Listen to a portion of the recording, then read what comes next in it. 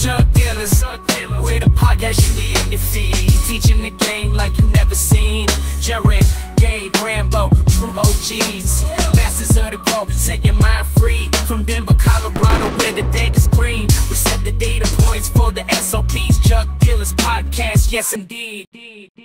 There's some like good, even like a really well grown batch of biscotti almost has some burnt rubbery tones like the old Trinity did, but it was much more on like a chem level than what you see today. But with the Trinity, what I remember about it is that it had a really strong smell and it was really resinous, small trichomes or small calyx bracts, but I don't remember the flavor translating my favorite necessarily. And I was going to say this earlier when I was thinking about the OG Kushes and the Face Off and the Poison. The only thing I had a previous experience with was the abusive OG clone, which Mr. Dank Jeff, that was another person I was trying to remember. So Mr. Dank Jeff, who's a good friend of mine, that was another person when I came out here. I was like, I got to meet this guy. He's from the forums. And Jeff's just all about awesome weed. Yeah, Jeff's the man. He's still growing for Green Dot, I think, right? Yeah, he was at, I believe, Natural Remedies for a little bit. Then he ended up at Viola, and then he was there for a while, and then now he's over with Dave at Green Dot, which is perfect because I remember when I first moved, or when I'd moved out of here, I only was here like 18 months, because the Colorado weather just wasn't for me. But I came back and Jeff introduced me to his friend Dave, and Dave said, "I'm going to grow seeds, and I'm going to find unique selections and turn them into the best vape pens out there." And I was like, I think you've got a great business plan because no one else is really focusing on having literally right here because no one else is focusing on doing that. It's like, I think one thing that I think is funny, just to kind of go off tangent here a little bit, is in the weed industry right now, you have the majority of the people that are growing weed and even selling seeds for that matter, don't create any products that they sell. They only grow someone else's, right? They grow someone else's strain. They grow someone else's clone. They even manufacture someone else's products for that person. And if you look at the rest of the weed or rest of industries around the world, you really can't exist without innovating. So I don't see how, like, long-term, if you're not innovating your own unique product, which is essentially through genetic creation in this space, your days are numbered, really, unless you just want to end up in a fully commoditized market where you're competing against everybody for growing Blue Dream or Gelato 33 or whatever the next flavor of the day is that has a peak and a trough that's very compressed, and you don't really have enough time to cultivate and learn how to grow a strain really well and make the quality where it should be at to even deploy stuff into the market. Right. No, I agree. I agree with you completely. And it's funny because, you know, when I used to work at Grassroots, you know, a lot of our sales was driven by the sales team. You know, so they would come in, they tell us what they wanted, and you'd be like, okay, well, you understand it's 4 months before I'm getting that to you, and hopefully the market is still the same market 4 months from now because, you know, they may have moved on to ice cream cake by then. Gelato might not be the thing. You know what I mean? That's exactly it. In which this market, you know, you and I come from a time when you went to your guy to buy flour, and, you know, generally the guy had like, you know, maybe 1-2 kinds of flour. Back when I was running the stuff from Canada, maybe I'd have 8-10 different kinds, which was at the time unheard of. Like, you went to your guy to get herb and you got what he had, and that's what you bought. Here you go.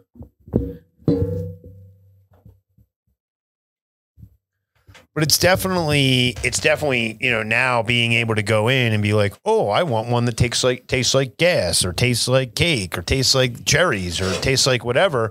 You know, it definitely, there you go. Little bit of a mic failure, but it's definitely a different time for the consumer being able, you know, that one of the strains that, strikes me the most is the Gunslinger from Green Dot, being on the topic of Dave and Green Dot. And that Gunslinger, you know, it's Star Dog. I think it's like Starfighter and Star Dog. It tastes like watermelons, you know, and you're just like, how is this possible? Like, and I think for me, that's one of the things I really enjoy about cannabis nowadays is you know, just like this stuff, just like I showed you, like, I like finding the stuff that's just like so outlandish and so weird. And is that Eugene's? Yeah, that's so for our listener, for our viewer, this is the smoked catfish that I had talked about that just kind of, honestly, it smells awful. I said it smells like a circus animal tent. That's the name. We did get it to re-veg. So when we put it out on the market, we're just going to call it circus animal. It has a GMO-ish, but even more foul and less any cookie type of thing. But you said it has none of those in it at all. Yeah. Like I said, who bred it? It's from Jake Greba. That's right. Midnight Roots. I got the seeds from him, ADSI that year. In fact, I got it the night that Rye did the Terp Quest. Rye did that. It was a live resin and fresh nitrogen. It was nitrogen made gelatos from fresh pressed juice paired with live resin. And yeah, dude, it was crazy. He did like green crack and watermelon. It was it was one of the first experiences where I was really like, whoa, this is a thing. And yeah, Greba was there that night. Greba gave me the seeds. I've been sitting on them for 10 years. Eugene has his project that he's getting going here in New Jersey here in the future. And so I've just been kind of giving him some seeds. I'll be honest with you. I have a bunch of really interesting seeds from Green Dot Dave too. Like some of the crosses like that he's done where there was like a Screaming OG cross that I did that you talk about burnt rubber. I mean, it tasted like someone was doing a burnout on your tongue. And Dave finds a lot of those good gassy ones. Yeah. He really, honestly, I think he's at the point now where he just doesn't even give seeds to people anymore. And why would you? Cause he's done. So it's their genetic IP. So I'm fortunate enough that I actually have some of them, but everything I've gotten from that batch has just been unbelievably cool. So let's talk a little bit about, we're on kind of rolling through the subject, but let's talk about some of what you see as like the issues in the breeding game nowadays, because, you know, there's so many people doing so many different things nowadays. And a lot of it's kind of similar. Like they're all, you know, using a lot of the same stock. So, I mean, what do you think about the breeding game nowadays and kind of what it's become? I think it's good. There's more people doing it because when you think about 20 years ago, my main focus of preserving all these clones that we still have today is to preserve their genetic integrity exactly as they are, as much as I could, basically. And those varieties, there's no seeds of them available. And that diversity only existed back then because of prohibition. And you basically could grow any kind of weed. And as long as it was of a certain quality, it was more than good enough for everybody that was asking for it. And that was kind of what you were saying earlier with the different kinds of weed. Nowadays, people ask for certain strains of herb as if it has as much of a difference. And really what's more important to me, at least as a consumer, is what's the best grown herb here? If the best grown herb is the haze, that's what I want to purchase.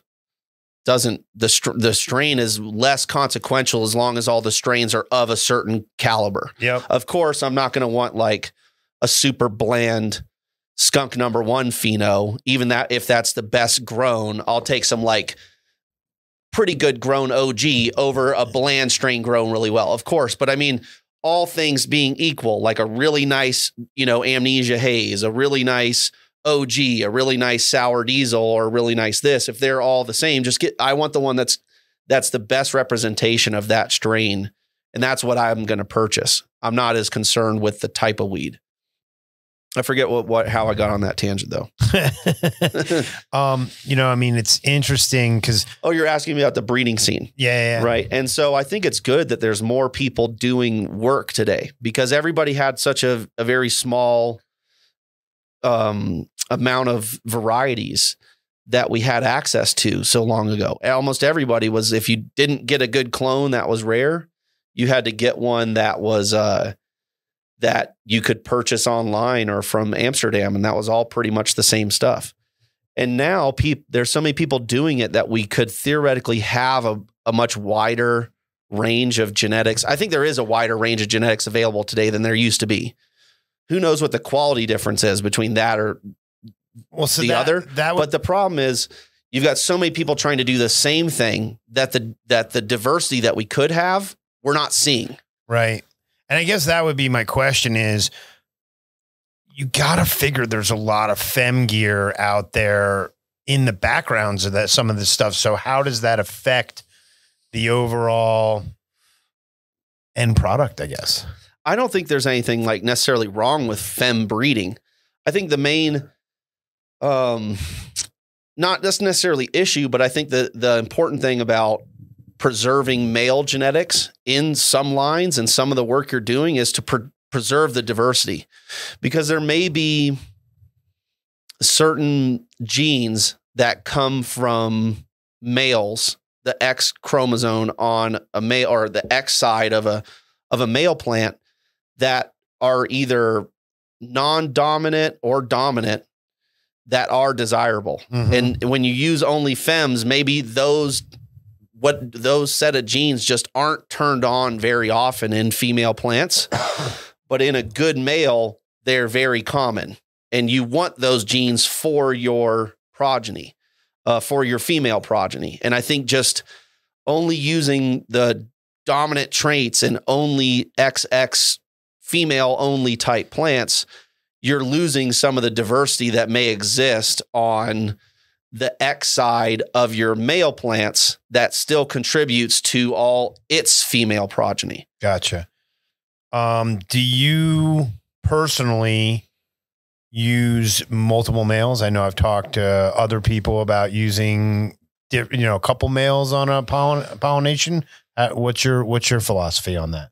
It just depends on the work you're trying to do. If you're trying to nail down one male's exact traits and cross it to a bunch of the same things, then you're going to want to use one male, but you're also going to see less diversity in the offspring, because no matter what you crossed that male to, no matter how different all those females are, all the progeny are still half him.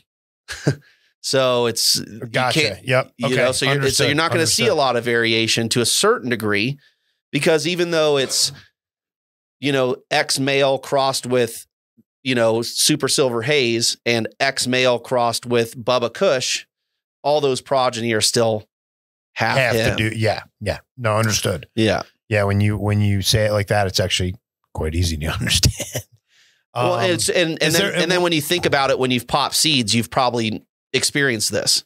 And it's the same thing when you do a single only female reversal.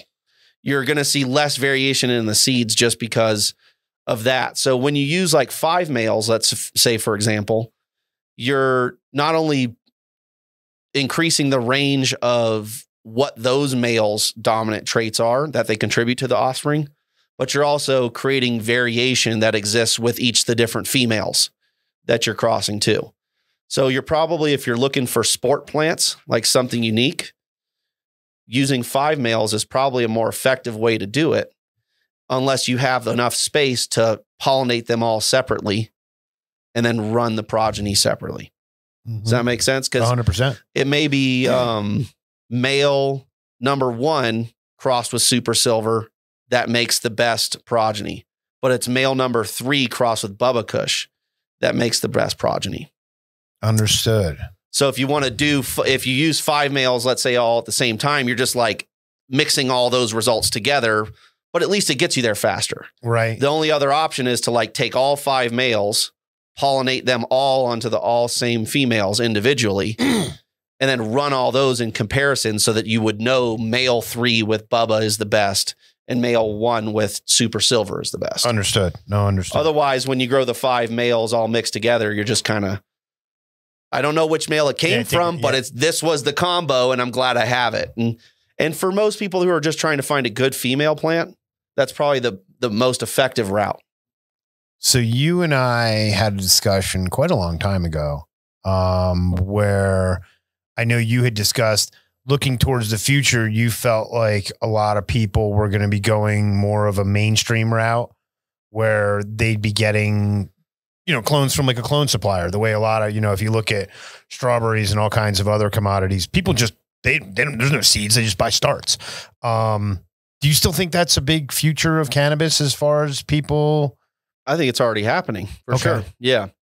I know you guys sell a ton of starts. Yeah, exactly. So. I mean, we have seeds and clones at the store in Oregon that we produce ourselves and sell some of our strains and other popular strains.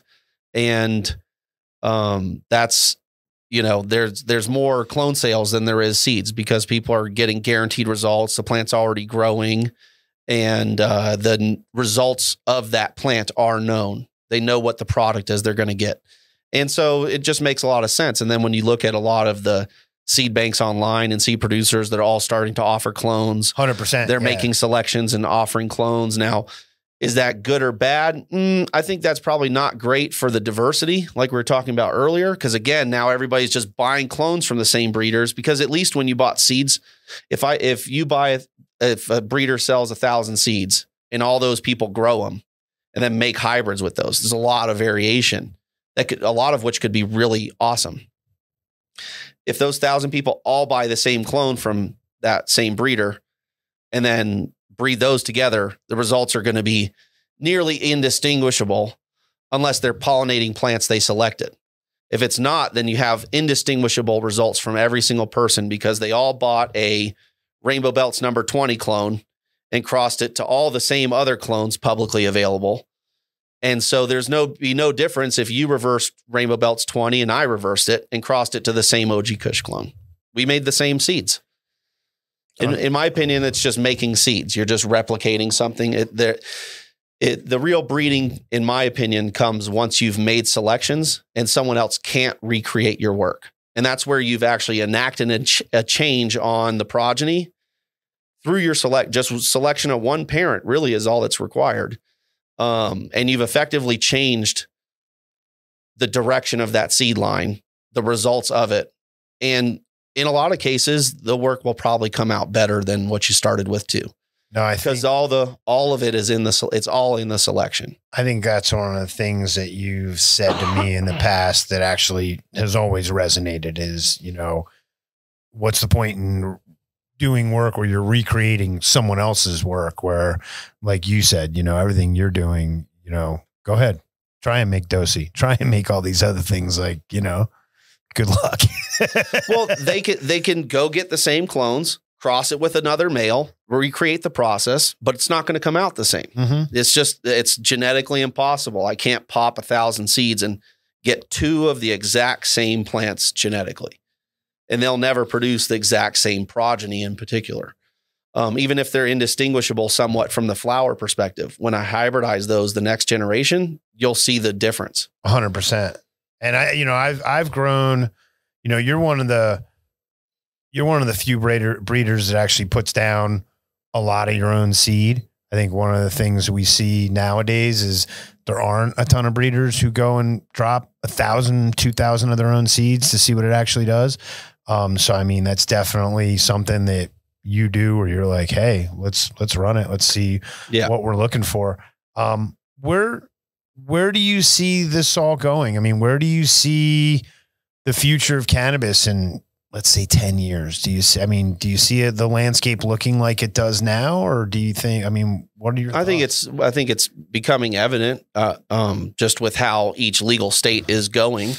I think you're going to see a commoditization of most easily producible products, meaning you're growing someone else's strain really well or whatever, but 100 other people have that same strain and they're all growing it and competing with each other for the market of people that are asking for that strain. And that's kind of reality for anybody that's not putting money into R&D for their brand. Mm-hmm. And the other option than that is to just champion the quality of your cultivation to such a level that you can grow other people's strains, but you've branded your cultivation quality and delivered on that promise so well that you don't need to invest in R&D. You just need to grow the best strains and just always be on the edge of that. And that I think that'll exist too. I think that's maybe a little bit more difficult because you're always going to be relying on a breeder to give you something that's good for your market. And then you're also relying on your competitors to not pick up on that trend and copy you. And so that becomes difficult. So then the other option is to create your own products and market them and brand them and make sure that they deliver on their promise. And in the future, legal weed, you'll be able to trademark that and prevent people from being able to rip off your brand name. So I guess that kind of leads us down the path I've been trying to go anyway. So how do you think, so first off, do you think Schedule 3 is even going to be a thing? Because they say things all the time, you know what I mean? Yeah. But do you think it'll be a thing? And do you think that's going to affect, how do you think it'll affect the market? I think the consumer, at the end of the day, drives what's going to happen because the government wants tax money. So if they usher in Schedule 3 and supposedly the Schedule 3 takes over, then let's just say in a worst case scenario, that means that pharmaceutical companies can sell joints, which I don't think it does. I'm just saying, you can't tax drugs though. Well, and what I'm saying is at the end of the day, your whole goal as the government would be to bring in anybody that's in that business into a taxed format.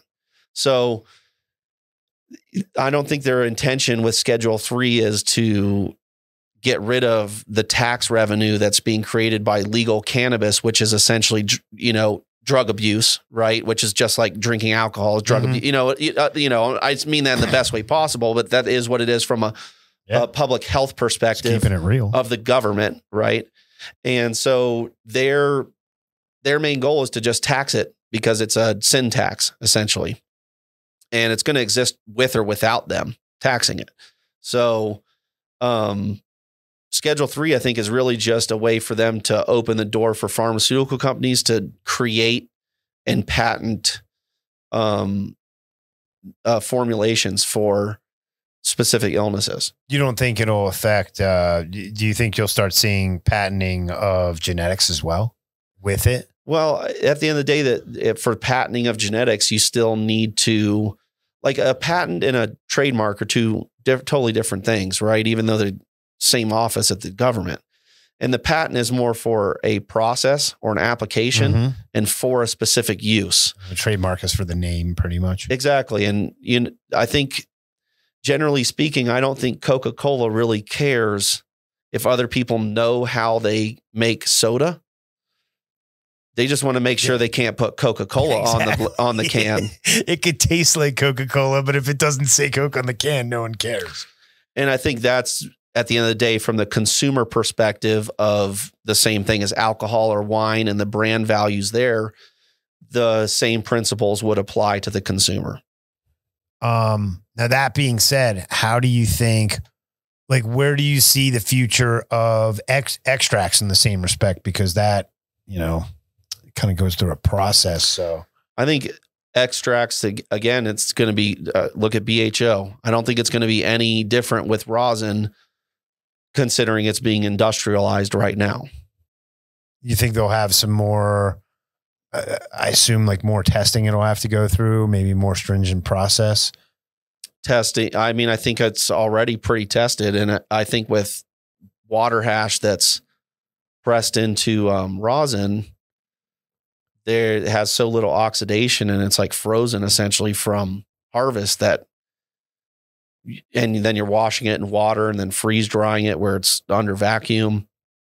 It's probably way less likely to have contaminants if it's grown well than dried flower. Because just hanging in a room for a week creates microbe growth. 100%. Yeah. Rosin basically that's always been kept cold essentially. And I don't even prefer rosin, honestly. I just prefer straight bubble hash that's super nice, full melt and clean. Why would I why would I adulter my perfectly preserved trichome heads by preheating them and then cooling them and then smoking them? It's like, how much did I lose in that process alone? I mean, I get the purpose of it for like transportation and handling of the product and whatever else, because you got to keep the bubble frozen. But I don't understand. From a qualitative standpoint, I don't see any advantage to rosin other than if you don't like having a little bit of residue on your banger for whatever reason. It's like, that's not I don't mind a little pulp in my orange juice if I know it's fresh pressed. I'll never forget going to your place and you giving me some sift and you're like, bro, just put that in your hand for like 20 seconds. And you're like, it'll be perfect. And literally out of my hand, it's just this perfect little ball of hash. You're like, that's it, dude. Like that's the thing. That's the thing, And I think, I think a lot of people just haven't had that experience. Not to mention, the shelf life, I guess, is probably the biggest thing in which, it's tough to have that experience. You know what I mean? Exactly. And that's where I think consumption lounges like Astor Club and like anywhere that's we just opened well, I shouldn't say we just opened. Tetra just got their final license. So the Delta 9, the Tetra Lounge, they actually, and I've been there for a bunch of events, but I think they finally just got their consumption license. We actually have some cool stuff that goes on here in town with secret sessions and stuff like that. So yeah, no, I agree completely. So either through like a lounge where the product can be handled correctly from start to finish, or delivery like 710 Labs has done and others where they have their list and they basically handle the product and make sure it arrives on your doorstep with a ice pack under it. And it's like, then you can get bubble hash exactly how it came out of the freeze dryer, oxidized and unadulterated. And I mean, pretty much everybody I know that's a manufacturer of products like rosin, BHO, and all that stuff, almost all of them at the end of the day tell me that they prefer the highest quality bubble hash to any other extract, generally speaking. The super duper full melt, even if it was financially unfeasible 100%, to make it. But I've washed OG before and had other people that washed pure OG, and it doesn't yield very much. OGs don't wash. But what was there was some of the best hash I've ever smoked. 100%. And so, you just need to grow more. Speaking of that, let's talk about the awards show that competition you just had in New York. Pretty cool event, called the Billies. For those of you who don't know, they got an Instagram page, Billy's referring to the goat, I assume. So, pretty easy on that one. I was with Eugene. Eugene had the haze category. And it was funny for him because he was judging the National Cannabis competition or festival, whatever it was at the same time. And the entries were vastly different, in which that if people are going to show up to your competition, they're going to obviously bring the heat.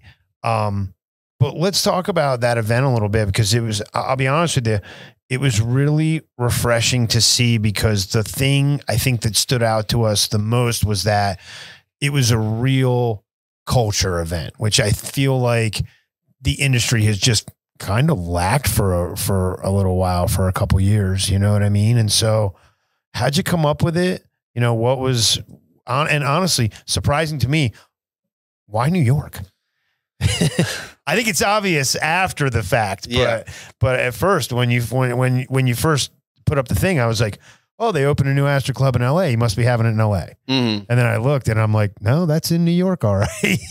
But for you coming from Seattle for that, let's, what was the genesis? I think, the main thing was just that we do a lot of work that we just don't talk to people about. Like, you come over and I've got jars that nothing has a name. Ridiculous. There's no brand. And these are things I've had for years, they're not even new, some of them. And, so part of it is just, putting the brand out there, and Aster Club is a great partnership. And my partner, Adam, that, cultivates in Oregon. He runs the Portland shop, right? Mac is my partner that runs the shop and the nursery, and then Adam runs the cultivation and the hash. And these guys are homies you've known since Virginia, yeah, exactly. Right? Yeah, I mean it's their businesses. It's just I do what I do, bro. It's great. It's great. Why would I bring your friends along, bro? Why would I not have people that trust my vision and want to execute and care about cannabis to contribute to just providing them with genetics is a huge help to those businesses. Again, it's not, you don't have to do the R&D and all that stuff. So having them be, care about the process and care about what we do, and having as much history as they do with me personally, because they were growers that I gave clones to, and Adam I grew up with in Virginia. He kind of came on later, but I'd known him forever. And I don't run their business or oversee them or do any of that. It's their business, it's just about trying to represent what we do well. Well, you guys definitely did. I can say from my personal experience, the entries in the haze category they were all grown really well. I think I saw 2 where I was like, I'll be honest with you. One of them actually might have been the most like a real haze, as opposed to some of the, and it was funny because when we were judging, we were having the discussion. Well, hey, are we looking for the best grown flower, or are we looking for the best haze? In which the best grown flower might not have been the most representative of haze, but I'll tell you what, there wasn't anybody, like when we saw the number, we were like, oh yeah, that was the best one. Right. Yeah, 100%. There wasn't any dispute over which one was the best one. And then, in the other category, we had a gas category and a candy category as well. Essentially what we did is, it's in recent times, sativa and indica is kind of a faux pod nomenclature at this point, right? Yep. And RCC, Robert Connor Clark, wrote a book recently called Ethnogenics Cannabis or something like that. I can't remember. And he basically proposes that we should change it to narrow leaf drug varieties and wide leaf drug varieties. And I kind of agree with him, because at this point, everything has kind of gone around the world and been hybridized and are potentially polyhybrids or have had genetics infused to them at one point in time from a Westerner bringing seeds to some landrace area, that it's really hard to tell what it is. And I think there's a lot of misconceptions that come with the sativa and indica categories. So the goal was just basically to say, look, we've got wide leaf, but because there's hardly anybody with like Bubbas and stuff like that are going to enter it, that's like sweets, which is your runts type stuff, which is all over the place nowadays. And we don't really want that stuff competing with like OGs and diesels for a hybrid category. And at the end of the day, a lot of those varieties are shorter, more wide leaf type of plants, like your gelatos and stuff like that. And then you've got your, real hybrid or gassy strains is what I would call it, which is, OGs, diesels, diesel hybrids, headbangers, anything that it could be a hybrid of runts as long as it's super cushy or diesely, then you're kind of good to go. And then the narrow leaf, which would be pretty much any type of sativa hybrids, your lemon G's, your Mexican sativas, your Colombian gold hybrids, Strom, super silver, super lemon, whatever. I mean, you could spend the rest of eternity trying to break down all the cannabis flavors and polyhybrids into 20 different varieties. But to me, that made the most sense from the consumer's perspective of the people that like these certain strain types tend to stick with those types of hybrids. Dude, it was like I said, it was a really fun event. Cool to see all the people you had judging. Cool to see all the people that showed up. Terminal 5, super cool venue. Just the whole scene was, again, it was very much about the culture. I appreciated it. I know I'll definitely be there next year. Dude, very, very well put on event. So, well, all, really due to Astor Club and their team and my partner, Adam, who really did a lot of the orchestrating of everything. And, them and their teams and really organizing all the moving pieces of stuff like that. There's no way I could do it by myself. And I'm grateful that they can do it. Oh yeah. I mean, it's interesting. Like I said, I've probably known you 12, 13, maybe 14 years at this, probably 12, 13 years. Cause I want to say I met you at the first ADSI. And even when we were at Emerald Cup, no pictures, no one knows who Fletch is. And now, last couple of years, you got your own podcast. I mean, so you're people are starting to kind of see your face. So to be able to put it behind an event like that, I think it made a difference. And like I said, I really hope to see it grow. New York is a really cool market for that type of thing. I mean, we went to Washington Square earlier that day. It was an absolute zoo out there, in which for any of the listeners who, aren't familiar with the East Coast scene, stop and frisk was only a couple of years ago. You know what I mean? So like weed was not a big thing. It was not, you were getting in trouble. And so to have it where it's like that, and again, you got a 3-floor building with mezzanine levels and thousands of people doing all kinds of things. Really, really, really cool to see. So what does the future look like for Archive? What are some of the big, what's it look like for Archive in 10 years? I'm not trying to go big or crazy or anything. I mean, we're pretty much doing everything from seed to finish.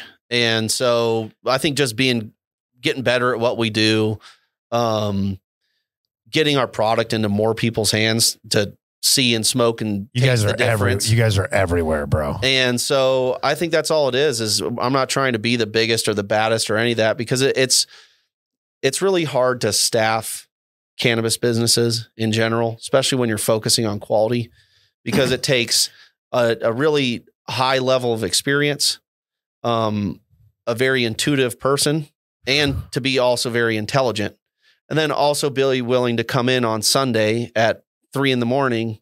because something's fucked up and has to be fixed. Seriously, take notes on what Fletcher just said. Cause I mean, one of the biggest things that I say to everybody, especially when I'm trying to develop a staff for a facility, is you can't teach intuition.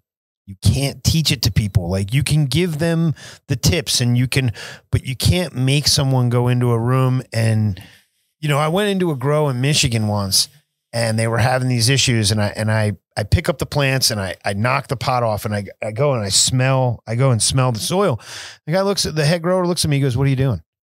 I was like, "What do you mean? What am I doing? You never smell your soil?" Mm-hmm. And he goes, "No, why would you do that?"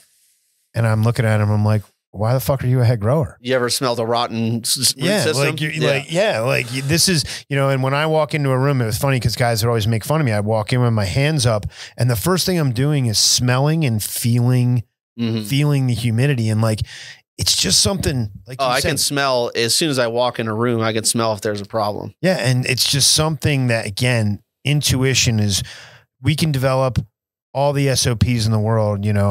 I say to people all the time, standard operating procedures are just that. They're not emergency operating procedures. Exactly. They are standard. Mm-hmm. And as long as someone follows them, hopefully you don't have a problem. But if you do, having the right guy, not cheaping out and getting the guy who's the no offense to the 29-year-olds out there, but some of the young kids who haven't done it that much, but they'll do it for 60, 70, 80, 90 grand a year. And it's like, I'm growing you a commodity where I'm pulling in $1 million a month.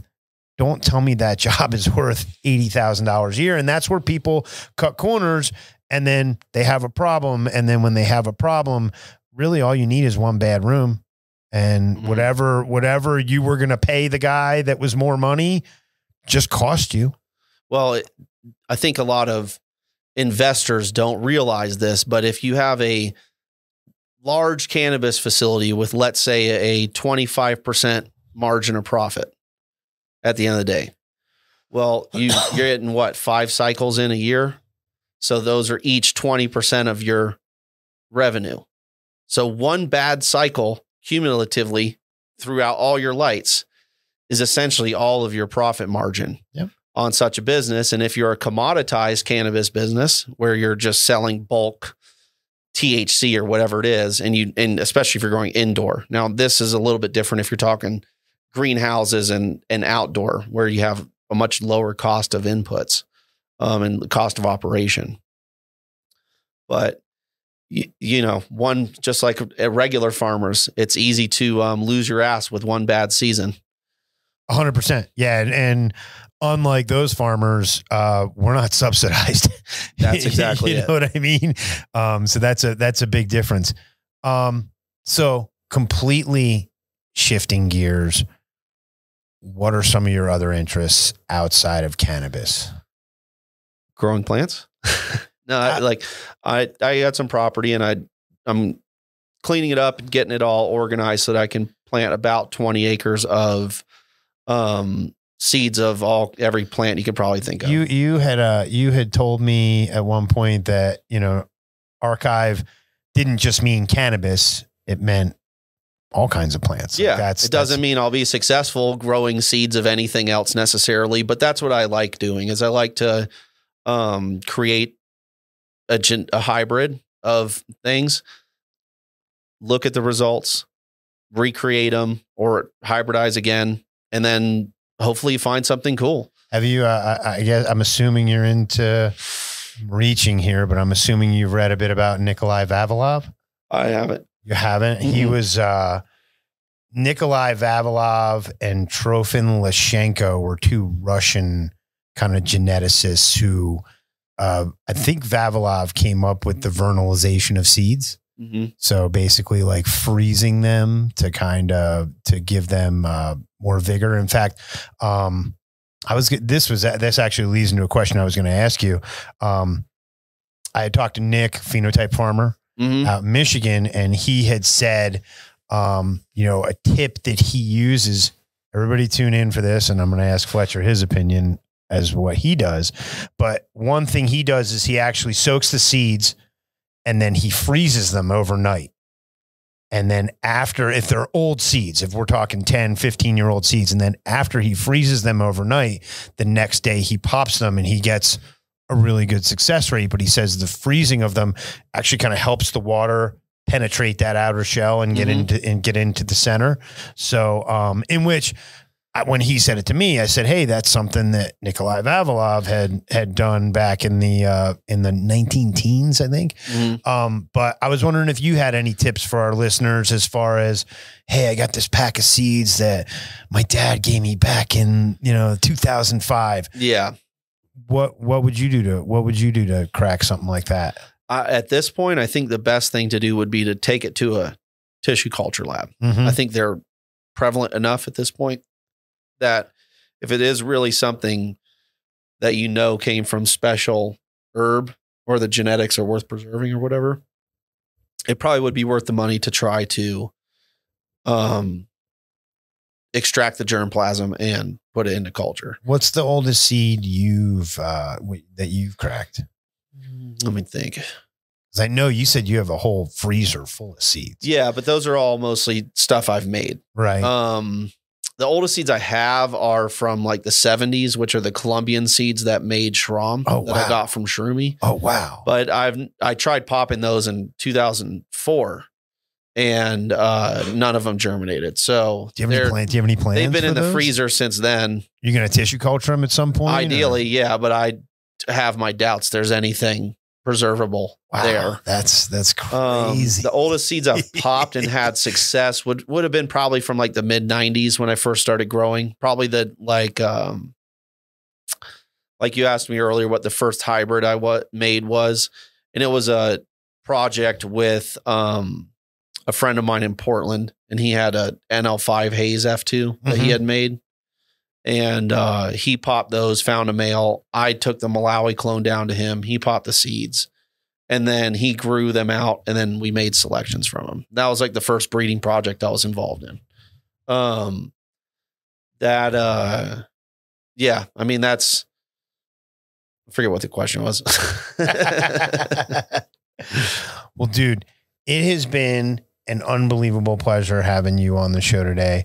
Can you tell people where to find your seeds and where to find your flower for the listeners who want to go check out, honestly, some of the best genetics and flower in the country? ArchiveSeedBank.com. That's where the seeds are.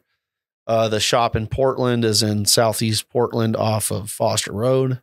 That's, we've got clones and seeds and flower and hash, a lot of the same strains, start to finish there. And, in Michigan, ProGrow grows some of my selections as well. And, you can probably find some flower sometimes at Astor Club. Flower and hash at the Astor Club from my spots. Excellent. Any shout outs you want to give to anybody before we sign off? Just my team and everybody that's part of the archive thing, and customers that grow our seeds and represent the strains that we make well around the world. I mean, I think that's an important thing for us. Is I try to focus on high quality strains that people that have lots of experience growing cannabis are impressed by, because typically they're the best growers. And I want the best growers growing the best weed because it makes both of us look awesome. 100%. No, I've grown a decent amount of your gear. I've had some really good time. I mean, honestly, just fun gear to grow. The Yuck Mouth that I grew was absolutely amazing. Some of the Moonbow, a bunch of stuff. I think once I'm done this round, I'm actually going to finally crack those dark rainbow seeds that you gave me and see if we can find something cool in there. But there's some cool ones in there. There's like GMO, but with that Moonbow, like black currant dank smell in there. To me, I really liked those because the like that what's that the catfish? The catfish, yeah. Right? How that one went raunchier than GMO. The dark rainbow goes sweeter with that same profile. And it's just like a skunkier, almost chemi Moonbow. And it's nice because you get that dank Moonbow and the cheminess, which I'm always a fan of chem and OG and all that. Never go wrong. Never go wrong. It's always good for commercial viability, and the fact that not only does it produce, but for those THC chasers, generally they are going to have those higher THC numbers as well. So, absolutely. Hell yeah. Well, Fletcher, it is always a pleasure hanging out with you and getting to smoke and kick it. As always, we appreciate having you in. We appreciate you, the listeners, tuning in today. And until next time, we love having you. Peace.